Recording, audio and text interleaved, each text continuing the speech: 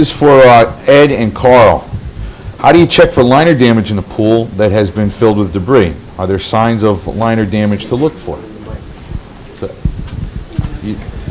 With the pool, vinyl liner pool and its brackish water, here's what we found in our inspections out there.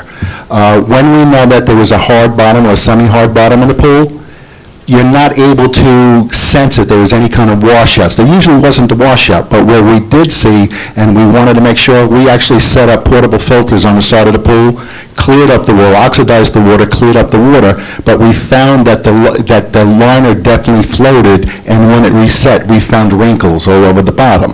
So there's a position where you may tell the customer they may want to replace the vinyl liner.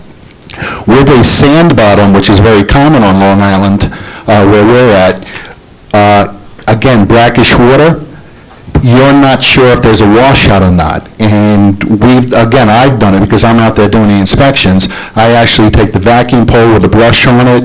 I'm feeling the bottom to sense, again, this is with having some knowledge, to sense if there's been any washouts. Again, it's not 100%. If I feel there's washouts, again, I'm setting up a portable system on the side of the pool. I want to verify it or not, because the washout may not just be something that's damaging or aesthetically damaging the liner, but it can also be a washout underneath the pool wall, which eventually that pool wall could fail. Carl, do you have anything to add? I'll just add a little bit to that, and that is during a physical inspection, keeping an eye open for the obvious punctures, cuts, tears in the liner. Also keeping an eye out for excessive staining, and by that I mean around the water line, signs of perhaps oil that's been sitting on the water surface and stained around the water line. Excessive oil exposure on the liner can lead to degradation of the liner material, and again, you might have to look at replacing that liner. There's no point in doing all that work, filling the pool back up with water only to find out that it's got some leaks in it, and you've got to replace it anyway. Thank you. Yes. Just to follow up. Carl, just to follow up, again, it sounds like a similar situation, but you seem to be recommending that if you're going to have to spend time and therefore the customer's money clearing up the pool, and then you're going to empty this pool because you see some staining, and then you have to try and get the staining out, and then you fill it up, and I guess it's the plasticize, is that the right word? Plasticizer. Plasticizer is gone, and now you fill it up, and the liner tears as you're filling it up, all that extra work for no reason. So, is there any way to suggest a percentage of, how long the water was in? Does that affect it if it was salt water for, 3 months rather than a month? Or is it a day and you got it out, you're okay? I mean, is there any way to suggest that we might just want to replace these? Yeah, it's very difficult to say, is 1 month exposure okay, but, 2 or 3 months is no good.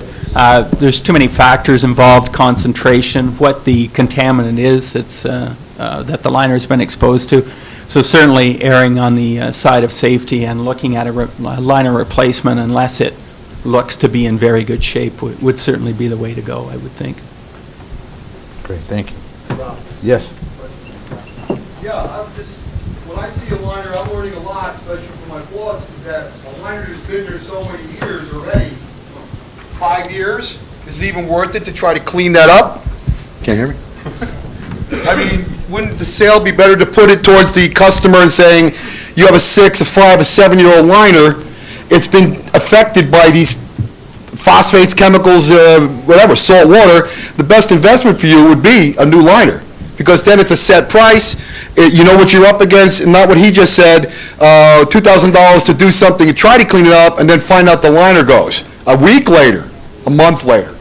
So I think, that's just me, Yeah, and that's a very good point, because if the liner, and let's say, for example, that it is a 5-plus-year-old liner, if the water has been removed from the liner for an extensive period of time, what happens is over the normal course of the liner's life, it loses a bit of plasticizer and it's replaced by water. The water acts as a plasticizer, so if it's been in a dried out condition, although it's less likely in these circumstances. But if that does occur, then what happens is the liner's life is shortened even further because that plasticizer is lost and the water has dried it out. It leads to embrittlement and premature failure. So yes, to answer your question, again, erring on the side of safety, if it is 5+ years old, I would certainly lean towards that direction.